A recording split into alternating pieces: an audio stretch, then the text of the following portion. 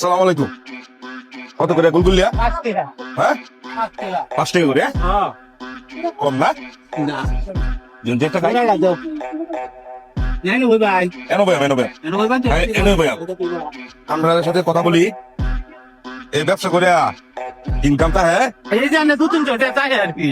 200 টাকা হ্যাঁ। হ্যাঁ। এই ব্যবসাটা করলে কয় টাকা ক্যাশ লাগে? আমরা তো বাইরে আনি বাইরে বেচে টাকা দিই।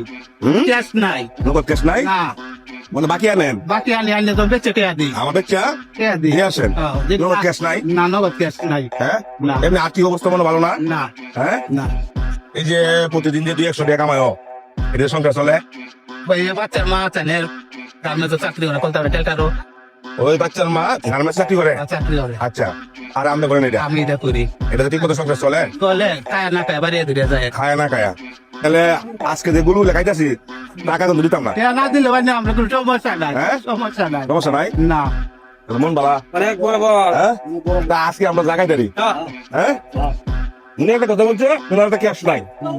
হ্যাঁ ক্যাশ যদি থাকতো তো বড় হইলো লাগে ব্যবসা। দোকানদার বড় হইতো বড় হইতো। ইনকাম বাড়তো। বাড়তো। আচ্ছা ঠিক আছে। বই বাজার নাম কি?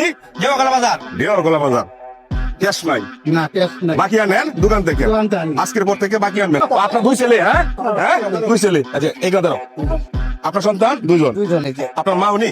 আমার হ্যাঁ দোয়া করতেন আমার জন্য? হ্যাঁ ধরেন 1000 এই ধরেন 1000 2000 হয়েছে? 2000 দিচ্ছে।